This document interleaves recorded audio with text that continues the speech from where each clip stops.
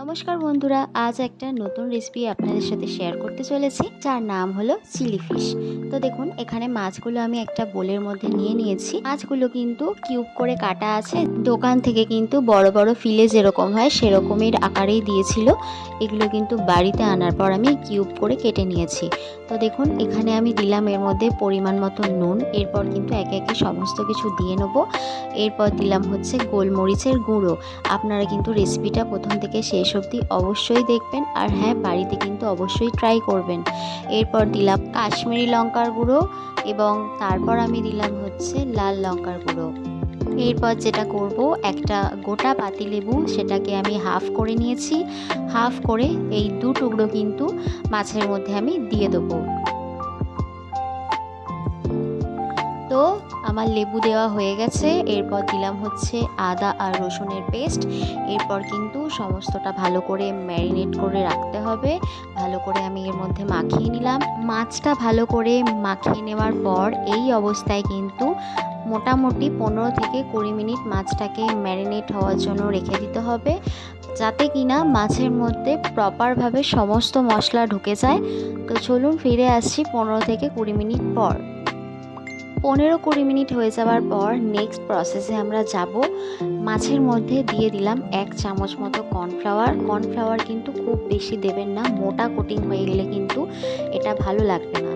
তো আমি 1 চামচ মতো এখানে কর্নফ্লাওয়ার দিয়েছি। এবার কর্নফ্লাওয়ারটা দিয়ে নেওয়ার পর এর মধ্যে আমি দিয়ে দেবো ডিমের সাদা অংশটা। খেয়াল রাখবেন হলুদ অংশটা যাতে না পড়ে যায়, ডিমের সাদা অংশটাই কিন্তু দেওয়ার চেষ্টা করবেন। তারপর কিন্তু আবারও সমস্তটা ভালো করে মিশিয়ে ওই মোটামুটি আপনারা 10 মিনিট বা 5 থেকে 10 মিনিটের মতো রেখে দেবেন। রেসিপিটা কিন্তু আপনারা পুরোটা দেখবেন, রিকোয়েস্ট করলাম। আর ভালো লাগলে কিন্তু প্রত্যেকবারের মতো যেটা বলি, কমেন্ট করে কিন্তু আমাদের অবশ্যই জানাবেন আপনাদের রেসিপিগুলো কেমন লাগছে। তো 10 মিনিট এখানে মাছগুলো রাখার পর এবার কড়াইতে আমি সাদা তেল গরম করে এর মধ্যে একে একে মাছগুলো দিয়ে কিন্তু এপিট ওপিট ভালো করে ফ্রাই করে নেবো, একটু লাল লাল করে। একটু ভালো করে না ভাজলে কিন্তু মাছগুলো কাঁচা থেকে যাওয়ার সম্ভাবনা থাকে, সেই জন্য কিন্তু একটু লাল লাল করে আপনারা মাছগুলো ভেজে নেবেন। তো এখানে প্রথমে আমি কিছুটা পরিমাণ মাছ দিয়ে নিয়েছি, দিয়ে এগুলো ভালো করে ভেজে নেব। তো এখানে আমার এক পিঠ ভাজা অলরেডি হয়ে গেছে, মাছগুলো আমি উল্টে দিয়েছিলাম।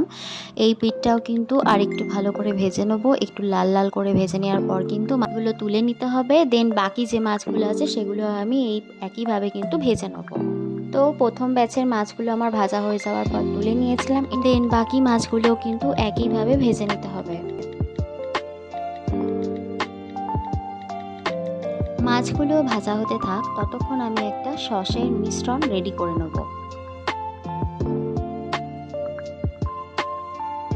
নিয়েছি এখানে একটা ছোট বাটি, এর মধ্যে আমি দিলাম হচ্ছে 3 চামচ রেড চিলি সস।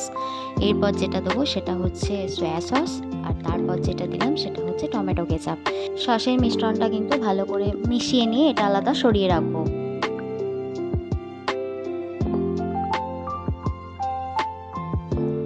তো এই মাছগুলো আমার ভাজা কমপ্লিট, ভালো করে লাল লাল করে ভেজে নিয়েছি। এরপর এগুলোও আমি তুলে রাখবো। এরপর ওই সেম তেলের মধ্যে আমি দিয়ে দিলাম রসুন আর কাঁচা লঙ্কা কুচি। এরপর কিন্তু রসুন কাঁচা লঙ্কা কুচিটা একটু নেড়ে ভালো করে ভেজে নিতে হবে।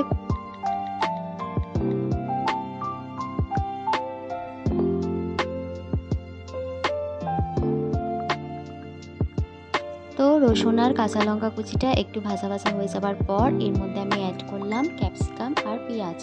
এটাও কিন্তু একটু ভালো করে নেড়ে ফ্রাই করে নিতে হবে। খুব বেশি কিন্তু ভেজে ফেলবেন না, তাহলে ওই ক্রাঞ্চিনেসটা নষ্ট হয়ে যাবে।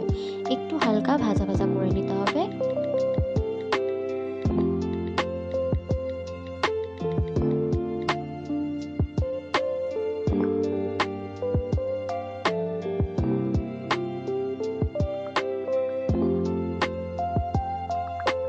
এরপর পেঁয়াজ ক্যাপসিকামের মধ্যে আমি অ্যাড করলাম সামান্য পরিমাণ নুন।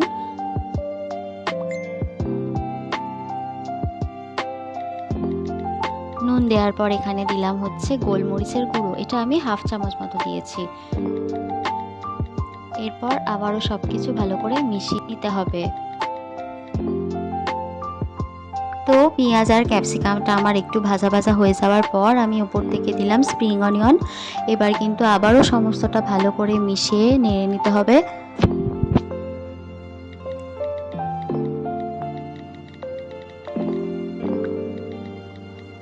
সব কিছু আমার মোটামুটি ভাজা হয়ে গেছে। এরপর আমি যে সসের মিশ্রণটা রেডি করে রেখেছিলাম আগে, সেটা এর মধ্যে দিয়ে দিলাম। দিয়ে কিন্তু আবারও ভালো করে নেড়ে মিশিয়ে নিতে হবে।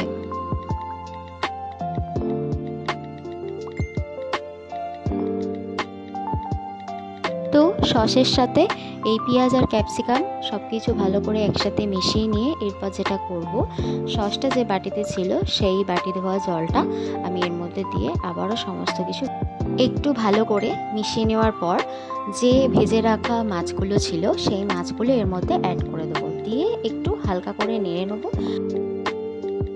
একটু নাড়াচাড়া করার পর এর মধ্যে আমি অ্যাড করে দেবো কর্নফ্লাওয়ার।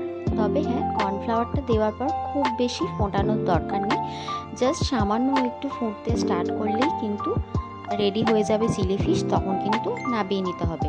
তো এই যে ফাইনালি এখানে আমি অ্যাড করে নিলাম কর্নফ্লাওয়ার গোলা জল। কর্নফ্লাওয়ারটা ওই আমি 1 চামচের একটু কম নিয়েছিলাম। তো ওই জলটা আমি এর মধ্যে অ্যাড করে দিয়েছি। দিয়ে একটু নেড়ে নেবো। একটু জাস্ট ফুটতে স্টার্ট করলে আমি এটা নামিয়ে নেবো।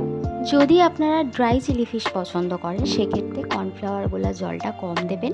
এখানে আমি রাইসের সাথে এটা সার্ভ করব, সেই জন্য আমি জলের পরিমাণটা একটু দিয়েছি বেশি, যাতে গ্রেভিটা থাকে।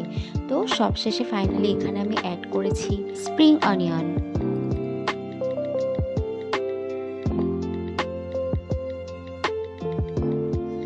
তো ব্যাস, গ্রেভিটা কিন্তু ফুটে একটু ঘন হয়ে এসেছে। এই পর্যায়ে আমি এটা নামিয়ে নেব। তো ফাইনালি রেডি হয়ে গেছে চিলি ফিশ। পুরো রেসিপিটা আপনারা অবশ্যই দেখবেন। কেমন লাগলো সেটা কিন্তু আমাকে কমেন্টে জানাতে একদম ভুলবেন না। আর প্রতিবারের মতো যেটা বলি, ভালো লাগলে কিন্তু লাইক কমেন্ট শেয়ার অবশ্যই করে দেবেন। আর আমাদের পাশে থাকার জন্য আমাদের চ্যানেলটাকে প্লিজ সাবস্ক্রাইব করে আমাদের পাশে থাকবেন। আর পাশে থাকা বেল আইকনটা অবশ্যই প্রেস করে দেবেন, যাতে নতুন নতুন রেসিপি যখনই আপলোড করব নোটিফিকেশান সবার আগে আপনার কাছে চলে যায়। তো চলুন, আজ এখানেই এই পর্যন্তই শেষ করলাম। নিয়ে চলে আসবো পরের কোনো রেসিপি খুব তাড়াতাড়ি। ততক্ষণের জন্য সবাই ভালো থাকবেন, সুস্থ থাকবেন আর সাবধানে থাকবেন। দেখা হচ্ছে পরের ভিডিওতে।